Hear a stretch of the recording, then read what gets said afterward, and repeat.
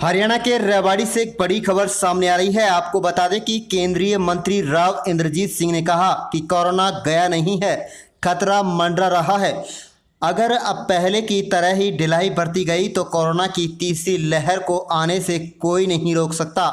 इसलिए अब जरूरी हो गया कि हर व्यक्ति वैक्सीन टीका लगवाएं। राव इंद्र सिंह आज नागरिक अस्पताल में 500 LMP वाले ऑक्सीजन जनरेटर प्लांट का शुभारंभ करने उपरांत पत्रकारों से बातचीत कर रहे थे।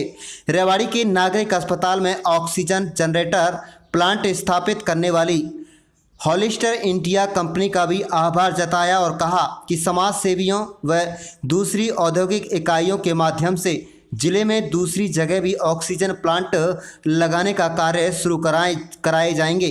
वहीं उन्होंने संक्रमण के समय अपनी जान की परवाह किए बगैर दिन रात सेवा में लगे प्रशासनिक अधिकारियों व स्वास्थ्य कर्मचारियों के कार्यों की सराहना की और कहा कि कोरोना की इस लड़ाई में लोगों की जान बचाने के लिए किसी चीज़ की कमी नहीं रहने दी जाएगी।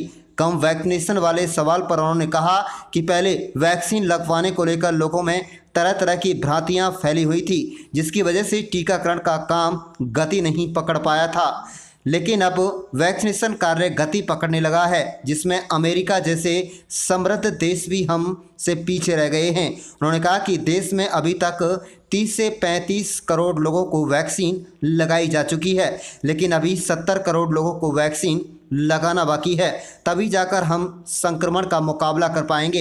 इस दौरान केंद्रीय मंत्री राव इंद्रजीत सिंह ने इंसाफ मंच द्वारा दी गई एम्बुलेंस को भी हरी झंडी दिखाकर रवाना किया। उन्होंने कहा कि इंसाफ मंच में जिन लोगों ने चंदा दिया था, इसका अब सदुपयोग हो रहा है। इस अवसर पर सहकारिता मंत्री डॉक्टर बनवारी लाल, सामाजिक न्याय एवं अधिकारिता मंत्री ओम प्रकाश यादव, कोसली विधायक लक्ष्मण सिंह यादव व DC यशेंद्र सिंह सहित तमाम अधिकारी व भाजपा जजपा कार्यकर्ता मौजूद थे। आप देख रहे हैं रेवाड़ी से महेंद्र भारती की रिपोर्ट। के तौर के ऊपर या CSR के तौर के ऊपर इनका नाम लेता हूँ, साथ साथ उन लोगों का भी नाम मैं साथ साथ देना चाहता हूँ कि कोरोना की वजह से आज बुलाए यहाँ पर नहीं गए कि भीड़ ना हो जाए। जिन लोगों ने, चाहे वो नॉर्मल किस्म के आदमी थे, चाहे वो सरकारी किस्म के आदमी थे, बिजनेसमैन थे, इस पिछले 2 महीने के अंदर जिस तरह से समाज सेवी अपनी जान और माल की हिफाजत के बारे में न सोचते हुए सीधे प्रयास करते हुए आए और हमारे को कई सुविधाएं उपलब्ध करवाई। मैं सरकार की तरफ से, मोदी सरकार की तरफ से और यहाँ के नुमाइंदे होने के नाते उन सभी साथियों का दिल से धन्यवाद करना चाहता हूँ। सिर्फ रेवाड़ी के अंदर नहीं, सारे हरियाणा के अंदर जिस तरह से डिस्ट्रिक्ट एडमिनिस्ट्रेशन ने ऑक्सीजन की किल्लत का सामना करना पड़ा, जिस तरह से हरियाणा एडमिनिस्ट्रेशन ने और मुख्यमंत्री ने हरियाणा के अंदर ऑक्सीजन की शॉर्टेज का सामना करना पड़ा, यहाँ तक कि भारत सरकार के अंदर जो तैनात ग्रुप ऑफ मिनिस्टर्स थे, मंत्री थे, जिस तरह से मुश्किल से उन्होंने ऑक्सीजन सप्लाई जगह जगह उपलब्ध करवाई, मैं समझता हूँ भगवान ना करे ऐसा अवसर दोबारा से हमारे यहाँ पर आए। हमें खुशी हो रही है कि कुछ चंद लोग छोड़ करके बाकी सभी लोगों ने मास्क पहन रखे। तो भाई जिन्होंने ठोडी के नीचे कर रखे ऊपर ठोडी के ऊपर करो।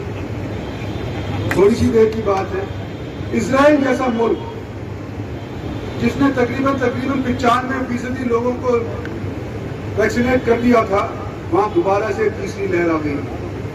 अमेरिका इतना समृद्ध मुल्क है, वहां पर आ गई है। इंग्लैंड के अंदर आज के दिन डेल्टा वेरिएंट जो हमारा आज के दिन कहलाया जाता है, जो भारत के अंदर पैदा हुआ था, ये इससे लड़ाई कामयाबी से नहीं लड़ पा रहे हैं। और हमारे देश के अंदर इतनी ज्यादा तादाद होने के बावजूद फिर भी देश की सरकारों ने, प्रांतीय सरकारों ने, आम जनों ने या डिस्ट्रिक्ट एडमिनिस्ट्रेशन ने जो वास्तव में काम किया था, जाने बचाई हैं, वो काबिल तारीफ हैं। एडमिनिस्ट्रेशन DC साहब आपका, आपके साथीगण सारे एडमिनिस्ट्रेशन के जितने भी हैं उनका, जो चिकित्सा से जुड़े हुए लोग हैं उनका, आज इस मंच से जनता की तरफ से आपका शुक्रिया अदा करना चाहता हूं कि 24 घंटे के अंदर आप शायद 2-4 घंटे सो पाए हो पिछले 2-3 महीनों के दौरान, लेकिन आप लोगों ने मेहनत करी, मशक्कत करी और बहुत ज़्यादा जो जानें आप लोगों ने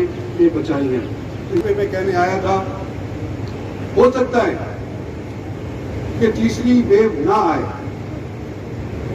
पर तीसरी वेव जब भी नहीं आएगी जब एक तो वैक्सीनेशन हो जाए, चाहे पहला ही टीका लग जाए, तो कोविड अप्रोप्रिएट बिहेवियर जारी रखें। अब जैसे कह रहे हैं कि रिवाड़ी में 1-2 केस आ रहे हैं, गुड़गांव में 4-5 केस आ रहे हैं, तो शायद ही भाग गया, ये कोविड कहीं नहीं भागा, ये मंडला रहा है। और अगर हमने पिछले टाइम के दौरान जिस तरह से हरकत करी थी, मास्क हटा दिए थे, शादी ब्याह के अंदर जाने लग गए थे, कई तादाद के अंदर जलसे जुलूस के अंदर भी हम शामिल होने लग गए थे, अगर इस तरह का वातावरण दोबारा से हो गया तो तीसरी लहर अवश्य आएगी। चाहे कितना ही प्रयास समाज सेवी करें, चाहे कितना ही प्रयास डिस्ट्रिक्ट एडमिनिस्ट्रेशन और डॉक्टर और नर्सेज करें, तीसरी लहर अगर आती है तो हम और आपके बीच में से कुछ न कुछ लोगों को उठा करके ले जाएंगे। ये वाली लहर मिलेगी। इतने अनेक कोई सा घर ऐसा बकाया नहीं आज के दिन देश में जहां पर किसी न किसी को संक्रमण होते हुए हमने नहीं देखा, किसी न किसी को जनाजा निकलते हुए हमने नहीं देखा हो। और हर एक घर के अंदर जो संक्रमण हुआ है, जिसके ऊपर क्या बीतती है वो तो मुझे भी मालूम है, क्योंकि मेरे घर के अंदर ही मेरी दोनों बेटियों को संक्रमण हो गया। मेरे पोते के तक को संक्रमण हो गया था। 1 महीना यही रहता था कि भाई ये जिएंगे कि मरेंगे। तो भगवान के लिए, देश के लिए, अपने साथियों के लिए, पड़ोसियों के लिए, अपने रिश्तेदारों के लिए और हमारे ऊपर भी ये बोझ ना डालें तो बेहतर है कि हम ऑक्सीजन के पीछे कोशिश करें कि उपलब्ध करवाई जाए। कृपा करके अपने मास्क पहन करके रखें। 2 महीने तक की और बात है। अभी हमारे 32 करोड़ 33 करोड़ लोगों को टीका लग चुका है। 70 करोड़ को टीका लगना जरूरी है। जब तक 70 करोड़ को नहीं लगेगा तब तक इम्यूनिटी हमारे देश के लोगों में नहीं आ पाएगी। मेरा निवेदन है कि आप मास्क लगा के रखें, कोविड अप्रोप्रिएट बिहेवियर बना करके रखें और आने वाले समय में भगवान ने अगर खैर करी तो शायद थर्ड वेव नहीं आएगी। हमारा आपके ऊपर ये निर्भर है कि आए या ना आए। तो आप सभी का यहाँ पर उपस्थित हुए लक्ष्मण सिंह जी, आप जाएंगे यहाँ से आपसे ख्याल से हाँ, पर ये आने वाले समय के अंदर जो मैंने दिया है, औरों ने दिया है, हमारे इंसाफ मंच के अंदर जिन भी लोगों ने चंदा किया था, आज उसका सदुपयोग होने लग रहा है, मैं ये समझता हूँ। और ये जो एम्बुलेंस आज के दिन हमें हरी हरी जिसको दिखाई है, भगवान करे लोगों की जान बचाए। और जैसे आपकी डिमांड थी कोसली के ऑक्सीजन या एम्बुलेंस नहीं है, तो मेरे निवेदन करने के तुरंत बाद अगले एक दिन बीच साल में बड़ी वाली एम्बुलेंस आपके लिए भिजवा दीजिए। अब रिप्लेसमेंट हो गया। इन्हीं शब्दों के साथ आप सभी का मैं धन्यवाद। प्लांट तो हमने इसलिए लगवाए हैं कि पिछले संक्रमण के दौरान जिस तरह से मारी ऑक्सीजन की हुई थी, डर सबको लगने लगा है और सरकार की तरफ से उपलब्ध करवाए गए हैं, CSR की तरफ से उपलब्ध कराए गए हैं, कई समाज सेवियों ने भी ये उपलब्ध करवाए हैं। आज रिवाड़ी के अंदर हॉलिस्टर इंडिया के माध्यम से ये ऑक्सीजन प्लांट लगा है, लेकिन जो बावल रह गया है, नाहड़ रह गया है और ज़िलों के अनेक हेडक्वार्टर्स रह गए हैं, वहाँ पर भी ये योजनाएं लगने लग रही हैं। कुछ भारत सरकार की तरफ से NDRF डिज़ास्टर रिलीफ जो है उसका पैसा है, वो उसके माध्यम से लगने जा रहे हैं।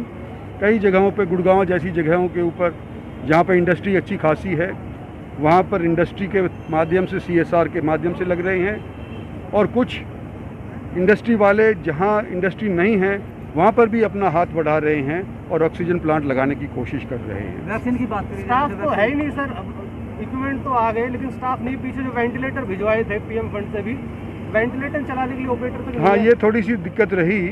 नल्लड़ जैसे स्थान के ऊपर भी 13-13, 14-14 वेंटिलेटर पड़े रहे, लेकिन उनके चलाने वाला ट्रेंड बंदा नहीं मिल पाया।